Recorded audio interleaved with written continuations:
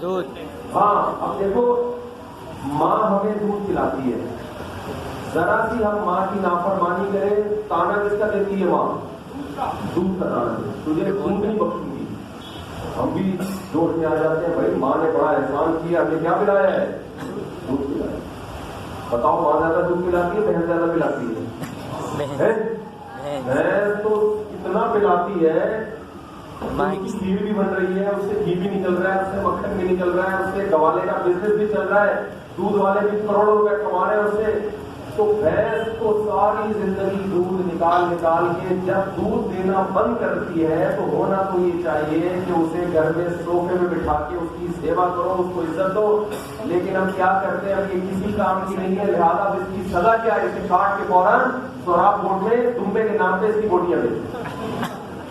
یہی ہوتا ہے سوراخ بورڈ میں دمبے کی بوٹی ہے, وہ دمبے کی نہیں ہوتی, فوراً کاٹ کے کیا کرتے ہیں, کھا جاتے ہیں اس کو.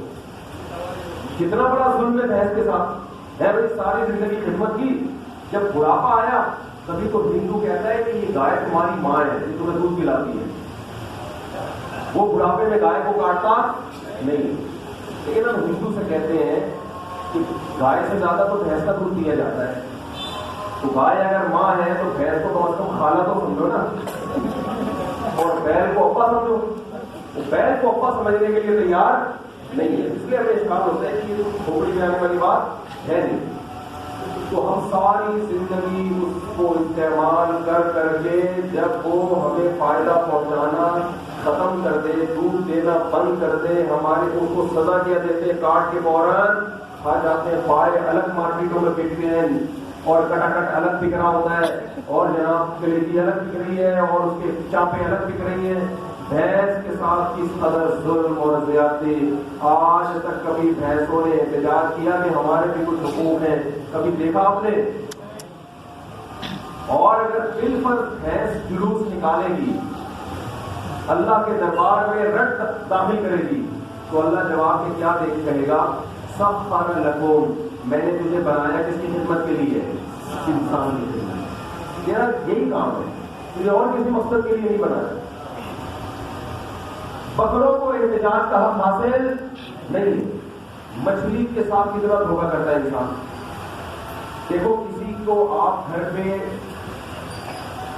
دعوت دیں اور کھانے میں زہر ملا دیں, یہ بہت گھٹیا طریقہ ہوتا ہے نا دشمنی کا. لوگ کہتے ہیں آؤ دشمنی کرنی ہے تو سامنے کرو, یہ کیا چوہوں کی طرح آتے ہو. آپ نے کسی کا اکرام کیا, گھر بلایا, کھانا کھلایا اور زہر دے کے مار دیا, یہ بدترین دھوکہ ہے کہ نہیں ہے؟ گھر آئے کے مہمان کے ساتھ بے اکرامی.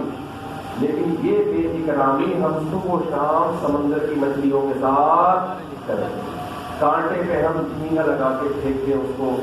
مچھلی سمجھتی ہے کہ آج انسان نے میرے لیے باربیکیو کا انتظام کیا. واہ واہ واہ واہ, انسان باہر بیٹھا ہے اور میرے لیے کھانے کا, رمضان سے پہلے میرے لیے سحری افطاری کا انتظام ہوا ہے. مچھلی آتی ہے اس خوش فہمی میں کہ اب یہ انسان مجھے کھلائے گا, اور وہ بیچاری چک مارتی ہے, اس کے جبڑے میں کانٹا گھستا ہے. آپ تھوڑی دیر کے لیے اپنے جبڑے میں ذرا کیل ٹھوکنے کی کوشش کریں, کانٹا گھسانے کی, اور اسے کھینچنے کی بھی کوشش کریں, آپ کو دن میں تارے نظر آ جائیں گے. اتنی تکلیف, اور اس کو ایسے کھینچتے ہیں اور تڑپتی ہے, پھر وہ باہر دم گھٹتا ہے, اس کا مرتی ہے, پھر کیا اس کے کباب بنا کے کھاتے ہیں, اس کو گرل بھی چاہیے بھائی, بوائل بھی چاہیے, اسٹیم والی چاہیے, کون سی چاہیے آپ, ہوٹل والا پوچھ رہا ہوتا ہے. ہم کھانے کو فوکس کر رہے ہوتے ہیں, یہ نہیں دیکھتے کتنے مختلف سخت ترین مراحل سے گزر کے یہ مچھلی ہمارے پیٹ میں پہنچی ہے. ہونا تو یہ چاہیے تھا, سارے علماء متفقہ فتویٰ دیتے کہ مچھلی کو دھوکہ دینا اسلام میں کیا ہے؟ حرام. کیونکہ دھوکہ تو اچھی چیز تو نہیں ہے نا. اور اگر مچھلی کا مقابلہ کر رہے ہیں تو فیس ٹو فیس مقابلہ کرو, سمندر میں چھلانگ لگاؤ, مچھلی سے بولو دم ہے تو آپ فائٹ کر میرے ساتھ. یہ غیرت والا طریقہ ہو. یہ کیا بلی کی طرح, چوہوں کی طرح باہر بیٹھ کے نظر بھی نہیں آ رہا, اور کانٹا لگا کے اس کو دھوکہ دے کے پکڑ